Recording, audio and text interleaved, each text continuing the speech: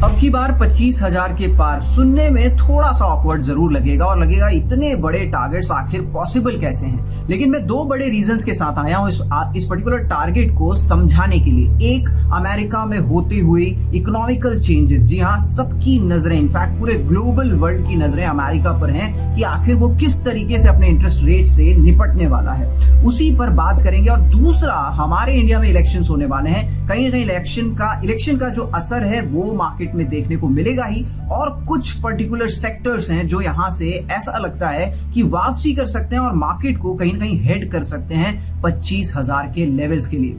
नमस्कार, हर हर महादेव सभी को। मेरा नाम है नवोदित तिवारी और हम हैं SEBI registered research analyst company. सबसे पहले हम अमेरिकन फ्रंट को डील करने वाले हैं कि आखिर अमेरिका में ऐसी कौन सी गतिविधियां हो रही है, कौन से डेवलपमेंट्स हो रहे हैं जो मार्केट को इस तरीके से या इस जगह पर धकेलने में मजबूर कर सकते हैं। सबसे पहली चीज जिसका नाम है यूएस कंज्यूमर कॉन्फिडेंस डेटा। जी हाँ, अमेरिका में सीरीज ऑफ डेटा लगातार आते रहते हैं और बहुत ही ज्यादा इंपॉर्टेंट होते हैं। कई सारे डेटा, बड़ी बड़ी वोलेटिलिटी मार्केट में आ जाती है। अचानक से अमेरिका के मार्केट्स ऊपर चले जाते हैं, अचानक से अमेरिकन मार्केट्स में एक बड़ा करेक्शन भी देखने को मिल जाता है इन डेटा के बाद। लेकिन इस बार जो ये डेटा आया है ये जबरदस्त तरीके से आता हुआ दिखाई दिया है। अब समझ लेते हैं कि यूएस कंज्यूमर कॉन्फिडेंस का डेटा आखिर बतलाता क्या है। सबसे पहले तो ये समझ लीजिए कि 97 के आसपास ये डेटा आता हुआ दिखाई दिया, यानी कि नंबर जो आए इस डेटा के निकल करके वो 97 आए और ये जुलाई 2022 के बाद सबसे स्लोएस्ट डेटा देखने को मिल रहा है। क्यों है ये स्लोएस्ट और ये क्यों है फायदेमंद अमेरिकन इकोनॉमी के लिए, उसको समझते हैं।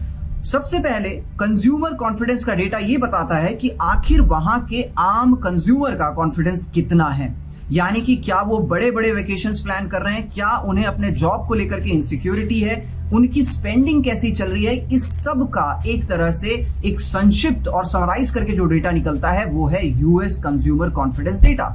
और ये बताना चाह रहा है कि इकोनॉमी में कहीं ना कहीं स्लो डाउन अब सामने निकल करके आने लगी है। और अगर ये चीज सही होती है तो फेड के पास में जगह रहेगी रेट कट्स करने की। और अगर रेट कट होता है तो आपको भी पता है कि मार्केट किस तरीके से उस चीज को रिजॉइस करता हुआ दिखाई देगा। तो ये था पहला इंपॉर्टेंट पॉइंट। और अगर आपको इसके बारे में डिटेल में पढ़ना है तो मैंने डिस्क्रिप्शन में लिंक शेयर कर दिया जिसके बारे में आप यूएस कंज्यूमर कॉन्फिडेंस डेटा के डिटेल में जा सकते हैं। दूसरी जरूरी बात निकल करके आई गुरुवार को, जब फेड की पॉलिसी हमको देखने को मिली। फेड की पॉलिसी इस बार कंप्लीटली डोविश स्टैंस में साउंड करती हुई दिखाई दी। डोविश स्टैंस का मतलब क्या होता है? दो तरह के स्टैंस होते हैं, एक होता है हॉकिश स्टैंस और एक होता है डोविश स्टैंस।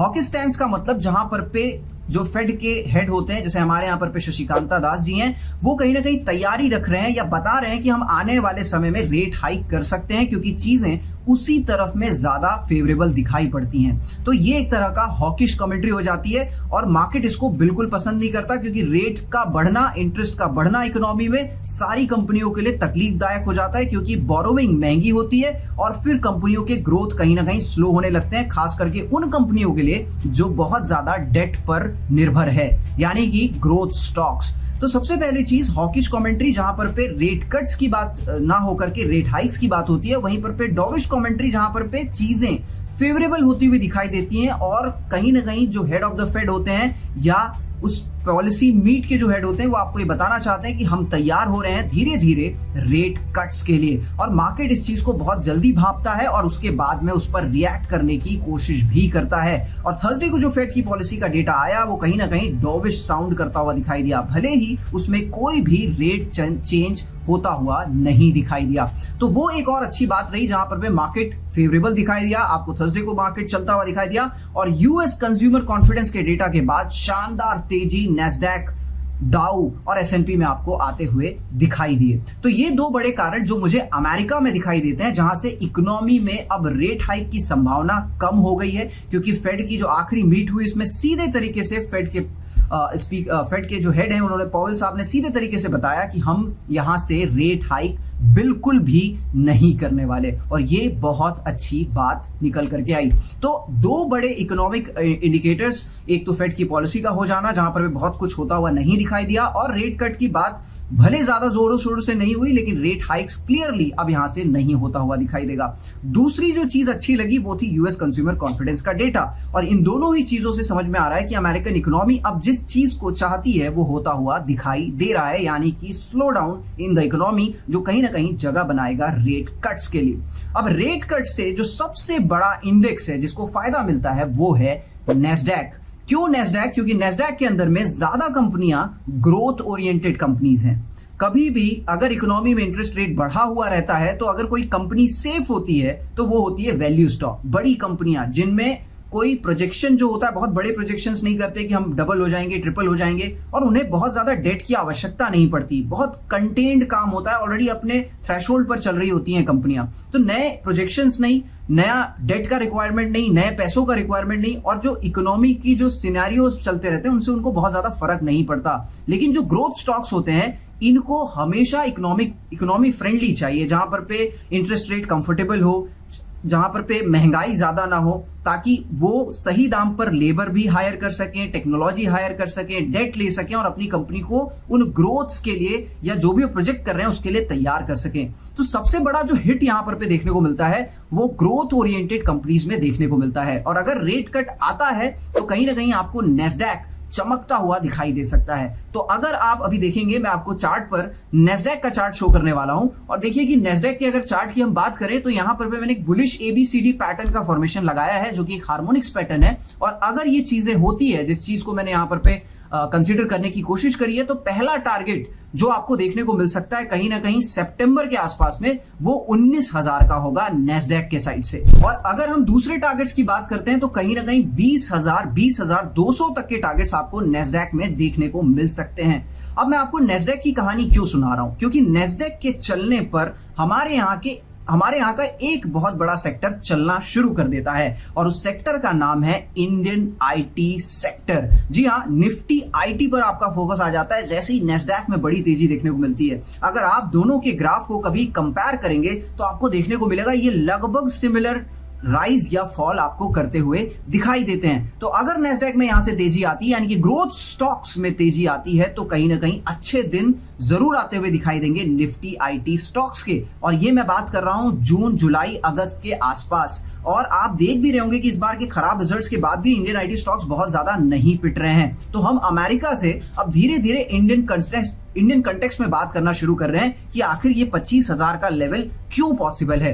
तो नेस्डैक के चलने से इंडियन आईटी कंपनीज चल सकती है, और आपको भी पता है कि टीसीएस, इन्फोसिस, विप्रो और बहुत सारे मिड कैप जो आईटी स्टॉक्स हैं उनका वेटेज निफ्टी में कितना ज्यादा है और ये कितने टाइम से अंडर परफॉर्म कर रहे हैं। तो अगर ये चीज अमेरिकन इकोनॉमी में होती, यानी कि नेस्डैक कहीं ना कहीं बेहतर होता हुआ दिखाई देता है, तो आपको इंडियन आईटी स्टॉक्स चलते हुए दिखाई देंगे, और वो एक कारण बन सकते हैं निफ्टी के 25,000 जाने के पीछे। अब बात करेंगे दूसरे सेक्टर के बारे में।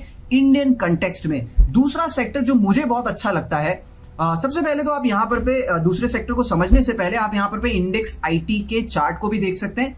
फिबोनाची का रिट्रेसमेंट हमने वीकली चार्ट्स पर लगाया है। 50% के रिट्रेसमेंट के आसपास ये ट्रेड कर रहा है। 60% के नीचे का आप स्टॉप लॉस रख सकते हैं और वीकली क्लोजिंग बेसिस, यानी कि 30,000 का एक स्टॉप लॉस आप लगा सकते हैं निफ्टी आईटी इंडेक्स में। 32,000 के आसपास आपको ये चलता हुआ दिखाई दे रहा है। 2,000 के पॉइंट पे के रिस्क पर एक बड़ी तेजी आप चाहें तो निफ्टी आईटी में इन कैश कर सकते हैं।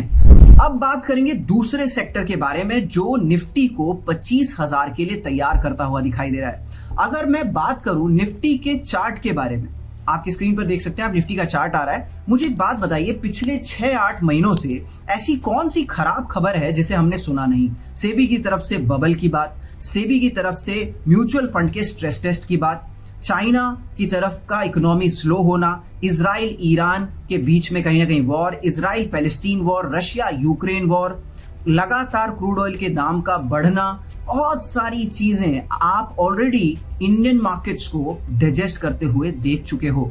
आईटी कंपनीज का लगातार नीचे जाना, वो भी इस भाव पर यानी कि ऑल टाइम हाई पर फैक्टर्ड इन लगता है। यानी कि आप समझिए कि अगर आईटी स्टॉक्स यहां से दम भरते भी हैं तो कहां जा सकता है हमारा बाजार। तो कहने का मतलब यह है कि आज के इस भाव में हर तरह की खराब खबरें फैक्टर्ड इन है। केवल एक खबर को छोड़ करके, और वो खबर वो हो सकती है जिसके बारे में हम ज्यादातर सोच नहीं रहे हैं, यानी कि गवर्नमेंट के बदल जाने का। अगर गवर्नमेंट यहां से चेंज हो जाती है तो डेफिनेटली मार्केट में एक बड़ा करेक्शन देखने को मिल सकता है, क्योंकि मार्केट इस चीज को फैक्टर इन करके नहीं रखा हुआ है। लेकिन अगर ये चीज भी सक्सेसफुल होती है तो आप ये मान के चलिए कि मार्केट ने सारी खराब खबरों को पचा करके ऑलरेडी बैठा हुआ है। तो अगर खराब खबरें पची हुई है तो जगह अगर किसी चीज के लिए बाकी है तो वो है अच्छी खबरों के लिए। और अच्छी खबर दो बन सकती है, एक अमेरिकन इकोनॉमी की तरफ से जो मैंने आपको पूरा समझाया कि कैसे रेट कट के सिनेरियोस डेवलप हो रहे हैं, और दूसरा बीजेपी का एक जबरदस्त मैंडेट से गवर्नमेंट पे वापस आना। तो ये दो अच्छी खबरों के कारण मार्केट बहुत तेजी से भागता हुआ दिखाई दे सकता है। अब अगर आप चार्ट्स को देखें तो एक पैरेलल चैनल पर चल रहा है, मार्केट ऑलरेडी बढ़ते क्रम में चल रहा है, क्योंकि एक यूफोरिया है, एक एक्साइटमेंट में मार्केट में बनी हुई है, क्योंकि ऐसा लगता है कि कोई भी डिप एक अपॉर्चुनिटी बन सकती है मार्केट में, क्योंकि सारी बुरी खबरें मार्केट पचा करके बैठा है। तो थोड़ा भी होपफुल चीज होता है तो मार्केट कहीं ना कहीं तेज चलता हुआ दिखाई देता है। लेकिन ऐसा लगता है कि अगर इसी पेस से हम चलते रहे जून तक तो बड़े आराम से आप 23,500 के लेवल्स को अटेम्प्ट कर जाएंगे। लेकिन अगर जून तक अमेरिका से कोई भी अच्छी डेवलपमेंट होती है, एक बड़ा प्राइस एक्शन आपको मार्केट में आता हुआ दिखाई देगा, और वो दिन दूर नहीं होंगे जब हम 25,000 के लेवल्स के आसपास आपको ट्रेड करते हुए दिखाई देंगे। जाते जाते दो ऐसे स्टॉक्स के बारे में बात करेंगे जो इस 25,000 की रैली को फ्यूल अप कर सकता है। जी हाँ, स्टॉक्स हैं बड़े और नाम है उनका HDFC बैंक और कोटक बैंक। कोटक बैंक के बारे में पहले बात कर लेता हूं। इतनी खराब खबरें चली पिछले कुछ दिनों में, RBI की तरफ से इनको कहीं ना कहीं नए रूल्स, क्रेडिट कार्ड और नए अकाउंट्स ओपनिंग के लिए कहीं ना कहीं बैन किया गया। उदय कोटक साहब का रिजाइन देना, स्टेप डाउन करना, उसके बाद नया मैनेजमेंट आता हुआ दिखाई दे रहा है। लेकिन इन सब चीजों के कारण से लगातार फॉल होने के बावजूद जो नंबर्स निकल करके आए हैं वीकेंड में, वो आए हैं शानदार, चमकदार, बहुत बढ़िया नंबर्स, और इसी कारण से मंडे को ये वापसी करता हुआ दिखाई दे सकता है। अब अगर आप इन दोनों बड़े बैंकों के बारे में बात करें, HDFC और कोटक बैंक, आप एक चीज समझिए कि इनमें भी जो नेगेटिविटी चल सकती थी लगभग चल चुकी है। ब्रूटल फॉल दोनों ही स्टॉक में देखने को मिल चुका है, और दोनों को इंडियन स्टॉक मार्केट के चमकते सितारों की तरह कंसीडर किया जा रहा है पिछले कई सालों से। अभी भी बने रहेंगे, हो सकता है ना भी बने रहें, ये भी हो सकता है। लेकिन जो खराबी इनमें आ सकती थी मैक्सिमम मुझे लगता है वो कहीं ना कहीं आ चुकी है, और इन दोनों का वेटेज निफ्टी में काफी ज्यादा है। तो अगर ये दोनों भी अपनी करवट बदलते हैं तो ये भी मार्केट को 25,000 पहुंचने से बिल्कुल मदद करता हुआ दिखाई देगा। जाते जाते रिस्पॉन्सिबल चीज कि अपनी एनालिसिस आप करें जरूर। इस एनालिसिस को आप एक तरह से कंसीडर कर सकते हैं ताकि आप अपनी एनालिसिस को फाइन ट्यून कर सकें। अगर मैंने बात करी है IT स्टॉक्स के बारे में तो मैंने स्टॉप लॉस की बात करी है 61% रिट्रेसमेंट के बारे में भी। अगर मैंने बात करी है निफ्टी के 25,000 पहुंच जाने पर तो आपको एक बड़े स्टॉप लॉस को भी ध्यान में रखना होगा, और वो स्टॉप लॉस कहीं ना कहीं 21,000 के लेवल्स होंगे। 22,450 के आसपास का मार्केट है, 1,500 नीचे का एक स्टॉप लॉस, और बात हम कर रहे हैं लगभग 25,000 की, जो कि यहां से 2,500 पॉइंट ऊपर है। यानी कि 21,000 का एक बड़ा स्विंग लो आपको कंसीडर करके चलना पड़ेगा अगर आप 25,000 की तैयारी कर रहे हैं। IT स्टॉक्स के लिए भी ऑलरेडी सपोर्ट जो है वो बता दिया गया, और HDFC बैंक और कोटक बैंक दोनों के चार्ट के साथ में सपोर्ट के लेवल्स मार्क थे। अगर आप चाहें तो वीडियो को रिवाइंड करके जरूर देख सकते हैं। तो ये थी मेरी एनालिसिस 25,000 वाली। आपको अगर अच्छा लगा तो कृपया कमेंट करके जरूर बताएं, और चैनल में नए हैं तो सब्सक्राइब कर लें, और टेलीग्राम चैनल पर जरूर आ जाएं, क्योंकि वहां पर भी हम देते हैं निफ्टी का रोड मैप और बहुत सारे अच्छे स्टॉक्स जो यहां से जबरदस्त करते हुए दिखाई दे सकते हैं। Thank you so much for watching this video. Do take care of yourself.